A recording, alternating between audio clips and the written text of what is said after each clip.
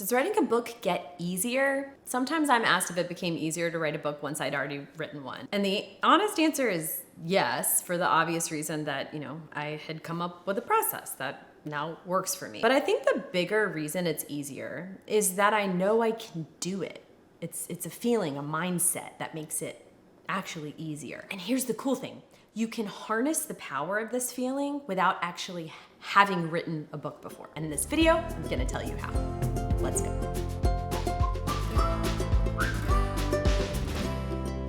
Just like with anything, having done it before makes it easier to do again because there's experience from which to draw, right? I know the process that works for me and I know the kind of challenges I'm going to face. For example, when it comes to writing a book, I know that at some point I will absolutely hate my draft and become convinced that it's only going to embarrass me. Now I know that's just part of the process. So when it happens, I don't have to freak out and think that I've just wasted months of my life. But more importantly, I think the thing that has made it easier to write a book after I had written one before is that I knew I could do it.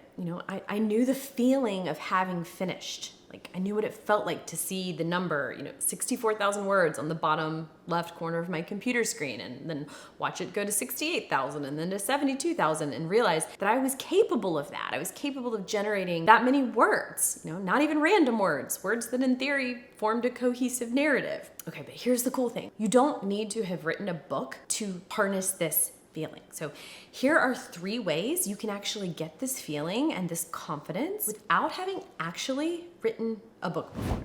Strategy number 1 is to assume you're going to finish and not the other way around. Studies of the brain have shown similar patterns of activity when people imagine a situation and when they actually experience it. This is crazy to me, that merely envisioning exercising, as in without actually doing it, has been shown to build strength. Here's a quote.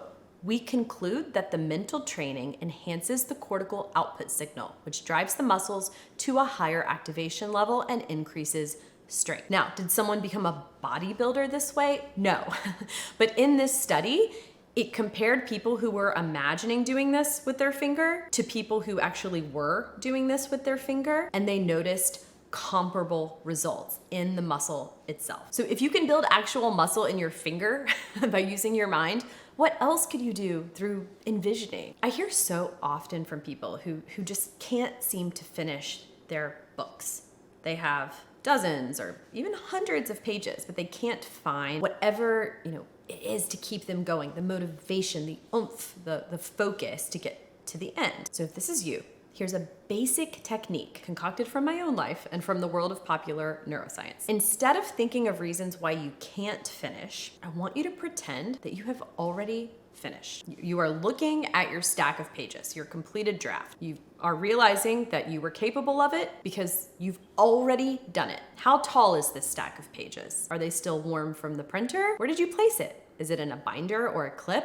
Practice this visualization and just see what happens. Do it as an experiment. Strategy number 2 is to trick your ego by pretending you're writing as someone else. I know this is a little silly, but I've published 3 novels. Each of them takes place over about a 6-month period. Not the same 6-month period, of course, but like a 6-month period. That's the time span of each of them. And this is coincidental. I didn't set out to always write novels that cover 6 months. It's just what I happen to do. My literary agent recently proposed an idea to me. She said, well, what if next time I try writing a novel that's more sweeping, like a multi-generational kind of story, kind of like a big, epic novel spanning decades and decades. My first thought was that sounded fun and challenging, but also yikes. I mean, I love reading 500-page novels, but when it comes to writing one, I actually said to my husband after my agent suggested this, I don't think I can do that. Like, I don't think I'm capable of that, honestly. And then he said something interesting. He said, well, what if someone asked you to ghostwrite one?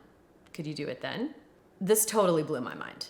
Because when he suggested that I remove my name from the cover of this hypothetical book, I saw that my honest answer was, yes, I could do that. If someone hired me to do it and not put my name on it, I could do it. So I thought this was really interesting, and I think it's another trick to get around your ego. Ask yourself, what could you do if no one knew you had done it? Because when you ask yourself that, you may surprise yourself. Okay, before I get into the 3rd strategy, a quick invitation.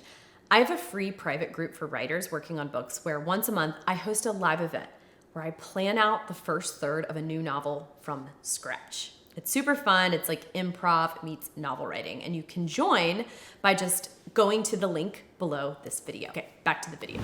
Okay, strategy number 3 is to remind yourself that you have written 70,000 words before. Okay, so let me explain. The minimum word count for most adult and young adult novels or memoirs is about 70,000 words. The minimum word count for a middle grade book, meaning, a novel for grade school children, is gonna be about 40,000 words. So either way, these are pretty high, right? If you're writing in particular genres, by the way, these numbers do sometimes shift a bit. But the point is 70,000, if that's what we're going for, is a lot of words. And it sounds like a lot of words. It can sound excessively daunting to try to think of writing that much. But this is where the strategy comes in, because you have totally written 70,000 words, and not even across your lifetime. You have probably written 70,000 words in the last 6 months alone, if you have a job where you email very often. The average American worker sends, on average, about 40 emails a day, okay? I found this online. I also found research showing that emails on average have about 150 to 300 words in them. This means you may be writing a few thousand words every day already without even realizing it. Isn't that crazy? So you're already doing it. You are already writing thousands of words a week. Now you just need to divert that word count to a different project. Your book. Easy. Okay, and those are my tips for harnessing the mindset of having written a book before so that you can get yours done. If you made it this far in the video, I know you must want to write a book or be writing one, and I have something for you. A few years ago, I created the 4 notebooks method. It's my process for handwriting a novel across 4 notebooks. It's a strategy to map out your story structure in a way that doesn't lock you into an outline or suck all the freedom and fun out of the writing process. So if you'd like to learn the method and get a free digital template for writing your novel across 4 notebooks, just go to the link below this video. To get the template, you just have to apply for my program, the Book Incubator. It's only 2 questions to apply. It'll take under 5 minutes, and you'll get the template right away, whether you join or not. There's no pressure to enroll. Just click below, tell me a little bit about you and your book or your book idea, and I'll send it your way. I'm excited to hear from you.